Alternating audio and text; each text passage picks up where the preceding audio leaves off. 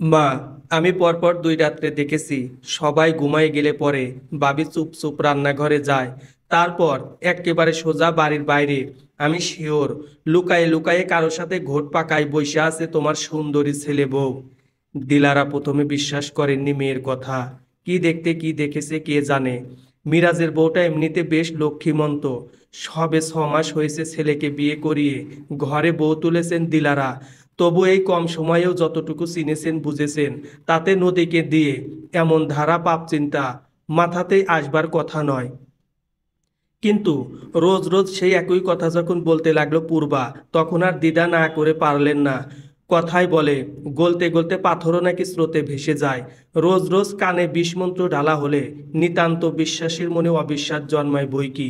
দিলারা আজ ঘুমুননি, ঘুমের বান করে খাটে পড়ে আছেন চুপচাপ। রাত তখন কত কে জানে। খুট করে একটা শব্দ শোনা গেল। পায়ে পায়ে ঘরের দরজায় এসে দাঁড়ালেন দিলারা। অন্ধকারের সাথে একেবারে মিশে গিয়ে বিস্মিত চোখে দেখলেন উড়নার নিচে বড় পুটলি মতো কিছু একটা লুকিয়ে নিয়ে যাচ্ছে নদী। এই তো পায়ে পায়ে এগুচ্ছে। এই তো চুপ চুপ সদর দরজার খিল খুলল। এমা, পূর্বার কথাই তবে ঠিক। ওড়নার তলা থেকে হাড়িটা বার করে সবে নিচে নামাইছে কি নামায়নি নদী। প্রচণ্ড আলোর বিকিরণ এসে লাগলো চোখে মুখে। 3টে স্মার্টফোনের ফ্ল্যাশ লাইট যেন সিনেমায় দেখা আলোর মতন ঝলমলিয়ে উঠল। নদী রাতের নিস্তব্ধতা কেটে ছিঁড়ে মিরাজের ঘুম জড়ানো বিস্মিত কণ্ঠে ধ্বনিত হয়। বলেছিলাম না আমি দেখেছি শিওর। পরপর 2 দিন বলেছিলাম না। ডান হাতের মুষ্টি দিয়ে বা হাতে কিল বসায় পূর্বা। তার কণ্ঠে স্পষ্ট উত্তেজনা, হাতে নাতে আসামি ধরা পড়বার আনন্দ। 2-3 হাত দূরে কুই কুই করছিল ছানাগুলি। হাড় গোড় মেশানো ভাতের হাঁড়িটা তুলে নিয়ে সেদিকে এগিয়ে যায় নদী। বাড়ির লোকেদের নিয়ে আপাতত কিছু ভাবছে না সে। একদিন না একদিন যে ধরা পড়তেই হতো, এ তো জানাই ছিল। সোজা পথে কম চেষ্টা করেনি সে। বাধ্য হয়েই মাঝরাত বেছে নিতে হয়েছে। আয় আয়, এই নে চু চু। আদর সূচক চক্রান্ত কিছু শব্দ করে ছানাগুলির দিকে হাঁড়িটা বাড়িয়ে দেয় নদী। অনতি দূরে দাঁড়িয়ে থাকা মা কুকুরটাও পায়ে পায়ে এগিয়ে আসে। আলতো জিহ্বা স্পর্শে নদীর পায়ের পাতাটা ভিজিয়ে দেয়। এসব কি? কি এসব? মিরাজের ঘুম ভাব কেটেছে, বিস্ময় এখনো কাটেনি। গত সপ্তাহে এই ছানা 5টার জন্ম দিয়েছে মা কুকুরটা। রোজ কারি কারি ভাত ফেলা হয় তোমাদের বাড়িতে, সেগুলোর একটা সৎ গতি করা আর কি। তাই বলে এভাবে এই মাঝরাতে চোরের মতন কেন নদী, কেন? সেই কেনর কোনো উত্তর জোগায় না নদীর মুখে। কেবল নিরুত্তর শাশুড়ির মুখের দিকে চেয়ে থাকে সে। ফোনের আলোয় রাতের আধার পুরোপুরি কাটেনি। আলো আধারের ভিতর থেকে চেয়ে থাকা সেই দৃষ্টিতে কি লেখা ছিল কে জানে। দিলারা একদম কুকড়ে যান। আরেক দিনের কথা মনে পড়ে যায় তার। খুব বেশি দিন আগে নয়, 15-16 দিন হবে হয়তো। অফিস ফেরত নদী সরাসরি ঢুকে গিয়েছিল রান্নাঘরে। বউকে অমন হন্তদন্ত ছুটতে দেখে দিলারাও এসেছিলেন পিছন পিছন। কি করো, কি করো? ময়লা ঘাটতেছো যে? ময়লা না, দুপুরের খাওয়া হাড়গোড়গুলি। ময়লার ঝুড়িটা থেকে বেছে বেছে হাতের পলিথিনে ঢোকায় নদী। তারপর পাতিল উল্টে ভাতগুলিও ঢুকিয়ে নেয়। আরে, কি করতেছো এইসব? আজব তো। ময়লার মধ্যে ভাত ডাললা কেন? এইগুলি তো সকালের রান্না ভাত, একটু পরেই তো ফেলে দিয়ে আবার নতুন রান্না বসাবেন। ঠান্ডা বাসি ভাত তো ফালাইতেই হবে। তুমি এইগুলা নিয়ে কই যাও? ওই মোড়ের দোকানের সামনে একটা মা কুকুর বাচ্চা দিয়েছে। অফিস যেতে আসতে রোজ দেখি খালি পেটে বাচ্চাগুলিকে নিয়ে দোকানের সামনেটায় পড়ে থাকে বেচারি। বাচ্চাগুলিকে রাস্তায় ফেলে রেখে খাবারের খোঁজেও যেতে পারে না। কে কোন দিক দিয়ে নিয়ে যায় বা মেরে ধরে বসে। বলছি, এই ভাতগুলি তো বাড়িতে কেউ খাবে না, ফেলেই দিতে হবে। ওদেরকেই দিয়ে আসি বরং। মা, এরপর থেকে খাওয়ার পর হাড়গুলি এই ছোট বক্সটাতে করে ফ্রিজে রেখে দিলে ভালো হয়। ব্যাগ থেকে ছোট টিফিন বক্সটা বের করে নদী। তারপর পলিথিনটা হাতে করে দরজার দিকে এগুই। এই দাঁড়াও, পাগল টাগল হয়ে গেছো নাকি? বিয়ের পর পর আইসা সকালের ভাত ফ্রিজে রাইখা রাত্রে আবার সেই ভাতের সাথে মিশাইয়া চাউল বসানি আরম্ভ করলা। সেই ভূত তো নামছে এখন মাথা থিকা। এখন আবার নতুন ভূতে পাইছে। বাড়ির বউ রাস্তার বেটাগো সামনে ঢ্যাং ঢ্যাং কইরা যাইয়া ভাত বিলাইবো? অ্যাঁ? আরে, আমরা হইলাম 3 পুরুষ দইরা জমিনদার, বাড়িওয়ালা। আমাগো বাড়ির বউ যাইব নেরি কুত্তারে বাসি ভাত খাওয়াইতে। মহল্লাবাসী কি কইব, চ্যাংরা পোলাপানের দল। 2 দিনের পর 3 দিন বাদে কুত্তা আলী নাম ধরে ডাকবো। কলিম মহলের নাম বদলায়া মানুষজন কুত্তা মহল ডাকা শুরু করব। তাই চাও? থামো তুমি, এই হাড্ডি গুড্ডি সব ময়লার ঝুড়িতে ফালাও বললাম।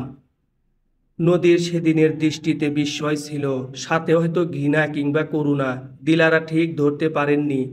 আজকের দৃষ্টি তার অন্যরকম। আলো আধারিতে দিলারা পড়তে পারেন না সেই চোখ। 50-এর মন্বন্তরে কথা তো সবাই জানে। 1943-এর সেই দুর্ভিক্ষ, শিল্পাচার্যের আশ্রে আঁকা দুর্ভিক্ষ সিরিজ, 3.5 মিলিয়ন মানুষের না খেয়ে পেয়ে মরে যাওয়া। পড়েছ তো সবই বইতে না? প্রশ্নটা ঠিক কার দিকে ছুড়ে দেওয়া হয়েছে কে জানে। 3টি মানুষ স্তব্ধ মূর্তিবৎ বসে আছে, কারোর মুখেই উত্তর জোগায় না। পরনের উলের শালটা খুলে আলনায় রাখে নদী। এক ঝলক তাকায় 3 জোড়া বিরক্ত, বিস্মিত অথচ কৌতূহলী চোখের দিকে। তারপর উত্তরের অপেক্ষা না করেই বলতে আরম্ভ করে, আবার 1974-এও হয়েছিল দুর্ভিক্ষ। যুদ্ধ বিধ্বস্ত সদ্য জন্মানো দেশটার মানুষগুলোর আরেক যুদ্ধে নামতে হয় সে বছর।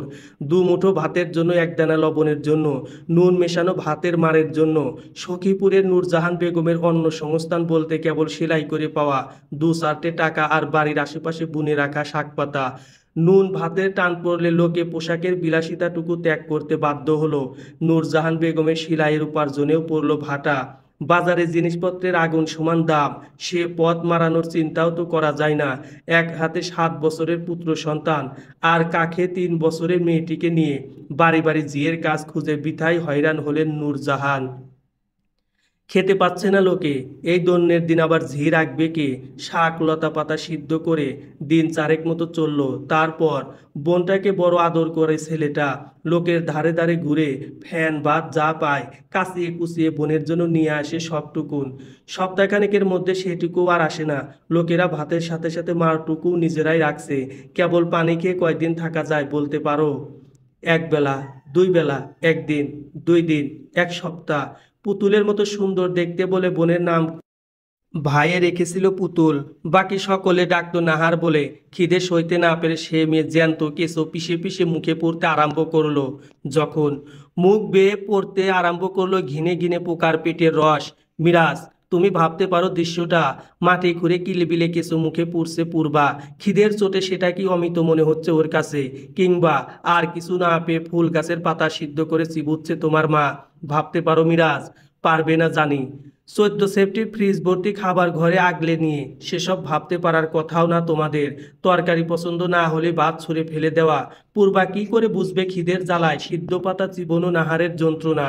রোজ 2 বেলা ভাত ফেলে দেওয়া বাড়িওয়ালা জমিনদার দিলারা বেগম কেমন করে জানবেন বিধবা নূরজাহানের অসহায়ত্বের কথা?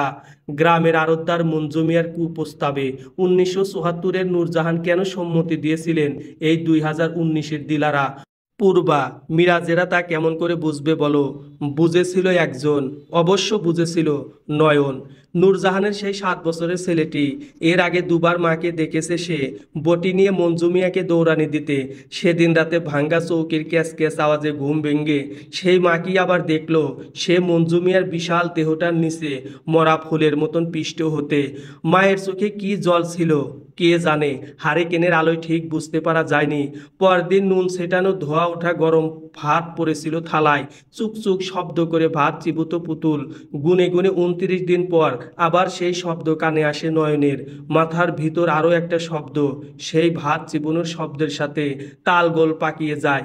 Cash cash cash cash cash cash. গলা ধরে এসেছিল নদীর, চোখ ভরে গিয়েছিল জলে। মাঝরাতের স্তব্ধ তীর মূর্তি বোবা চোখে চেয়েছিল কেবল। নূরজাহান তার স্বামীকে হারিয়েছিলেন 71-এর যুদ্ধে, আর নিজেকে হারিয়ে ফেলেন 74-এর যুদ্ধে। মুক্তিযোদ্ধার অমিজারের লাশটা পরিবারের লোকেরা কেউ পায়নি আর। এই দেশের কোনো নদীতে ভাসতে ভাসতে হয়তো ঠাঁই হয়েছিল কোনো অচেনা অঞ্চলের মাটিতে, কিংবা বঙ্গোপসাগরের বুকে, কে জানে। নূরজাহানের জীবন্ত লাশটার অবশ্য এত দুর্গতি হয় নাই। 74-এর যুদ্ধ শেষে তার ঠাঁই হয়েছিল টাঙ্গাইলের কান্দাপাড়ায়। আর নাহার, সেই 4 বছরের মেয়েটা, নয়নের সেই পুতুল। নূরজাহানের পর মঞ্জু মিয়ার নজর পড়েছিল সেই বাচ্চা মেয়েটার দিকেও। তখন মাঝরাত, ক্লান্ত পরিশ্রান্ত নূরজাহান তখন ঘুমোচ্ছিল। পুতুলের চাপা গঙ্গানিতে ঘুম ভাঙে নয়নের। দরজার খিল দেওয়া ছিল ভিতর থেকে, পুরনো আমলের শক্ত কাঠের দরজা। 7 বছরের ছেলেটার গায়ে আর কতটুকুনি বা জোর। দায়ের শেষ কোপটায় দরজাটা যখন ভাঙলো, পুতুল ততক্ষণে নিস্তেজ পড়ে আছে মেঝেতে। ভুল বললাম, দায়ের শেষ কোপ দরজায় পড়েনি সেদিন। প্রথমে মঞ্জুমিয়ার ঘাড়, আর তারপর তার 2 উরুর মাঝের লোভী সর্পিল অঙ্গটির বিষাক্ত রক্তে স্নাত হওয়ার দুর্ভাগ্য লেখা ছিল বেচারি দাটার কপালে।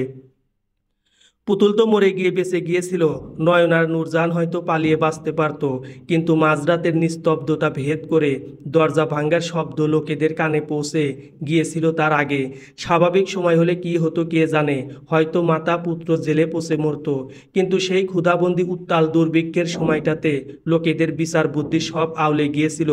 মঞ্জুমিয়ার আড়তে কয়েকশো মণ চাল মজুত আছে, এরকম একটা গুঞ্জন গ্রামে উঠেছিল, কিন্তু ক্ষমতাশীল মঞ্জুমিয়ার ভয়ে কেউ তখনও সেদিকে হাত বাড়ানোর সাহস জুগিয়ে উঠতে পারেনি। চোখের সামনে মঞ্জুর ধরহীন মুন্ড পড়ে থাকতে দেখে এবারে সেই সাহস জুটে যায়। রাতারাতি মঞ্জুমিয়ার আড়ত লুট হয়। শোনা যায় প্রায় 200 মণ চাল পাওয়া গিয়েছিল সে রাতে। সখীপুরের ঘরে ঘরে ধোয়া ওঠা গরম ভাতের গন্ধ ছড়ায়, যেন বহু বছর পরে গ্রাম শুদ্ধ লোকে ভর পেটে ঘুমোতে যায়, যেন একটা সুখ স্বপ্নের মতন, যে স্বপ্নটা এই কিছুকাল আগেও সত্যি ছিল, অথচ আজ অবাস্তব বলে মনে হচ্ছে। পেট ভরলে পরে লোকেদের শুভ বুদ্ধির উদয় হয়। একে তো গ্রামের মধ্যে বেশ্যাখানা খোলা হয়েছে, তার উপর আবার এক রাতে 2টো লাশ পড়ে গেছে। থানা পুলিশের ভয় দেখিয়ে মা ছেলেকে ভিটে ছাড়া করতে দেরি হয়নি। তারপর রমিজালির পরিত্যক্ত ভিটেটা দখল করতেও নয়, হাতের উল্টো পিঠে চোখ মুছে নদী। ছেলেবেলায় একদম খেতে চাইতো না সে, মা জোর করে ভাতের গোল্লা মুখে পুরে দিলেও থু করে ফেলে দিত। সেরকম একদিন বাবা একটা গল্প শুনিয়েছিলেন নদীকে, নূরজাহানের গল্প, নয়নের গল্প, নাহার কিংবা পুতুলের গল্প। সেই থেকে আজ অবধি একদানা ভাত কিংবা এক কণা রুটিও নষ্ট করতে পারেনি নদী। বুকের ভিতর একজন নূরজাহান, একজন নাহারকে পুষে রেখেছে এতকাল ধরে। পলি মাটির ভার বুকে করে নদী যেমন ছুটে চলে জন্মভর, তেমনি করে আজীবনের জন্য এই দুটি অদেখা সত্তার যন্ত্রণার ভার নিজের ভিতর লালন করে এসেছে এই মেয়েটি। মা রোজ নিয়ম করে 2 বেলা ভাত রান্না হয় এ বাড়িতে, নিয়ম করে বাসি ভাত ফেলে দেওয়া হয়। থাল ধরে ফেলা ভাতের প্রত্যেকটা দানা আমায় যন্ত্রণা দেয়। আমি টের পাই নূরজাহানের সম্ভ্রম ওই ভাতের দানাটাই মিলেমিশে গেছে। পুতুলের রক্তমাখা ছোট্ট লাশটা ওই সাদা ভাতকে লালে রাঙ্গাচ্ছে।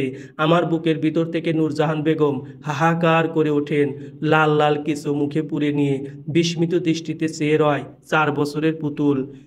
নূরজাহান বেগম কান্দিপাড়ার খুপড়ি ঘরে, যার নাম চানমতি, আমার দাদি। লোকে বলে আমি নাকি দাদির মতন সুন্দরী হয়েছি। রূপ দেখেই তো আপনার ছেলের জন্য পছন্দ করে এনেছিলেন আমাকে।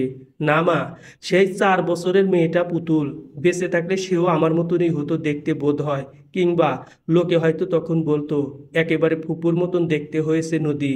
বাবা অবশ্য তাই বলেন, দাদির রূপটাই কেবল পেয়েছি আমি, শক্তিটুকু পাইনি। তাই যদি হতো তাহলে এই বাড়িতে আসবার পর দিন থেকেই প্রত্যেকটা ভাতের দানার হিসেব আমি নিতে পারতাম। এই ভাতের জন্য লোকে নূরজাহানকে বেশ্যা বলেছে, নয়নকে বলেছে খুনি, আমায় না হয় কুত্তা আলী বলতো। কি আসতো যেতে মা। দিলারা স্তব্ধ চোখে ছেলে বউর দিকে তাকিয়ে আছেন, তার অহংকারী চোখ জোড়া বেয়ে টপ টপ জল ঝরছে। সমাপ্ত।